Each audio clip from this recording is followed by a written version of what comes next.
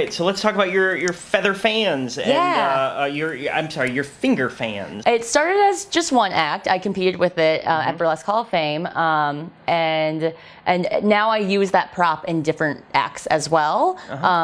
It's something that I remember coming up with the idea.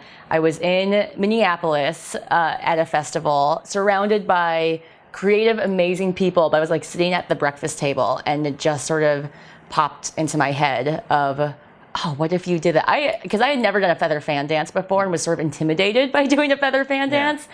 And I thought, oh my God, what if that happens? What if that like worked? I don't even know how or why. Maybe like I was thinking of like Edward Scissorhands or something. I don't really know, but then I got home and just came up with, like, I hot glued some things together and I was like, will this work? To my knowledge, I hadn't seen it before. When I came up with the act, I had contacted some different burlesque legends and different people in the burlesque community that have been in there for a while, and just said, look, I have this thing, I have it, this is pictures of it, here's the thing.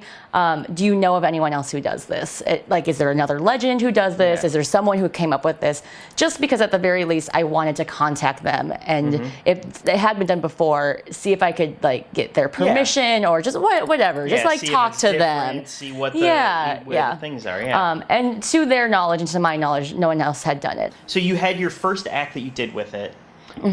Was there something when you shifted to the Burlesque Hall of Fame act with it?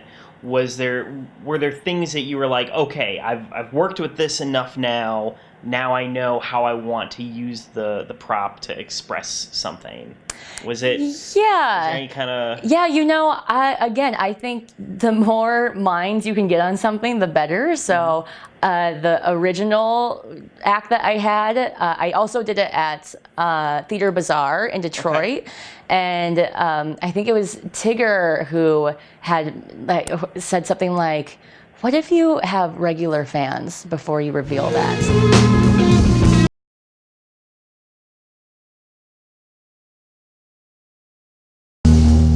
So what came to be the act that I performed at Beehoff, it was just putting all those little things together. And I also was like, I wanted to trick the audience into thinking that it was a pretty mediocre fan dance. Like I wanted them to be disappointed in me at the beginning of it. Because again, I am not like the greatest feather fan dancer. And so I wanted it to like come out and for me. And so I was like, yeah, that would be great. And then to reveal like, no. Yeah. There's more. A thing happening. There's here. more to this. Yeah. And I think that did happen. That did work. Do you do your own costuming? Do you do your own props? I did create the finger fans. My costuming nowadays, I have tried my best. I tried for about probably like 7 or 8 good years of I just did my own costuming. And actually I think it was Joe Boobs. I did private with her, and I did the finger fans with her in my private too. But then was sort of like, okay, talk to me about costuming. Like what kind of that thing of like, tell me the secret. There must be a secret I'm not getting. Yeah. How do I become a really good costumer?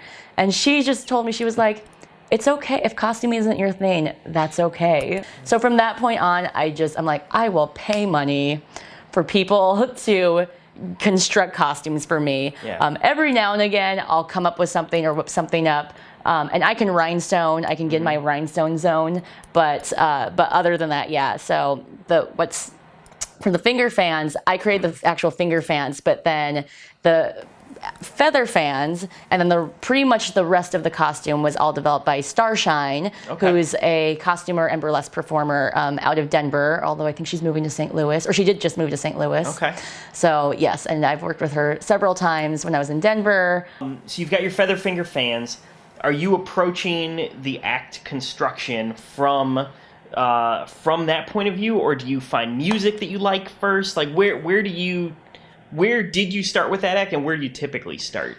I typically start with music. I think I say that I'm not really a dancer. I'm a musician trapped in a dancer's body because I just love music. If I could create music, I feel like I just love music. I love it. So that's where usually I find my inspiration, is finding a song and then finding the movement to it and finding the idea or concept around it.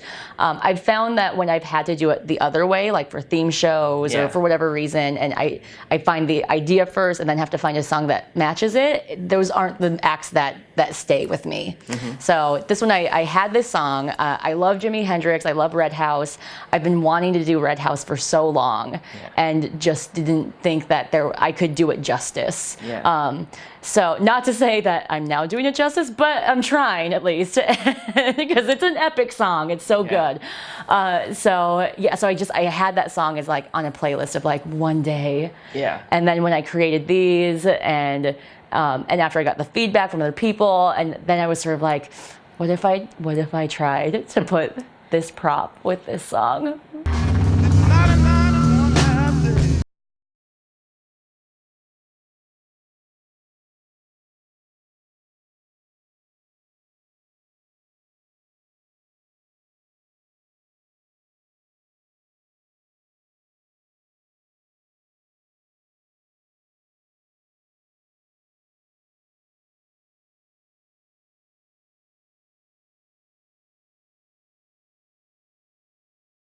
With all of your acts, you look to put, say, the first draft on stage, like, and then revise it from there?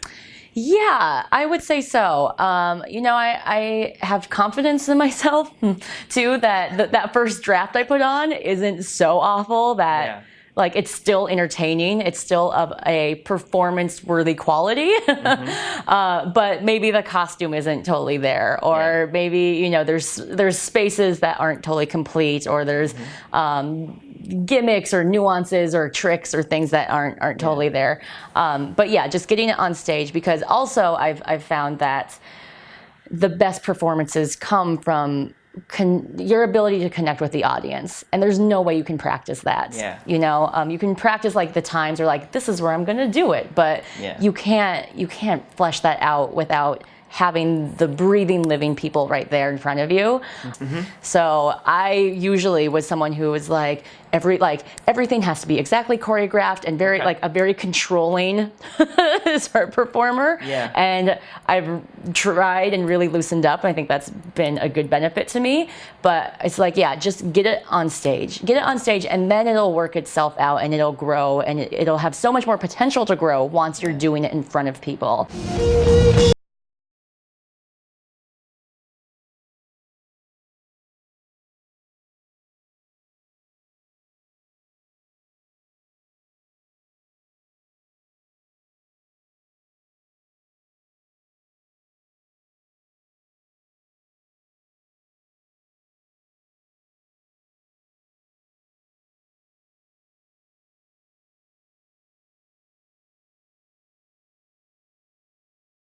Check on your hiatus status and get in touch, be it about coming out and performing, or teaching, and or anything, or Pilates. If somebody wants to get down on some Pilates or some fitness. Get down on some Pilates.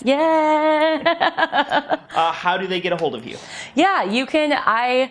One of my steps too, I do not have a website anymore. I took the website off, but you can find me on Facebook, of course, Midnite Martini Burlesque. I also have a fitness profile that's Midnite Townsend, which is my Muggle last name. I'm also doing tutorial videos of the finger fans. So that's very exciting. Well, thank you so much. Yay, thank you. All right. Bye.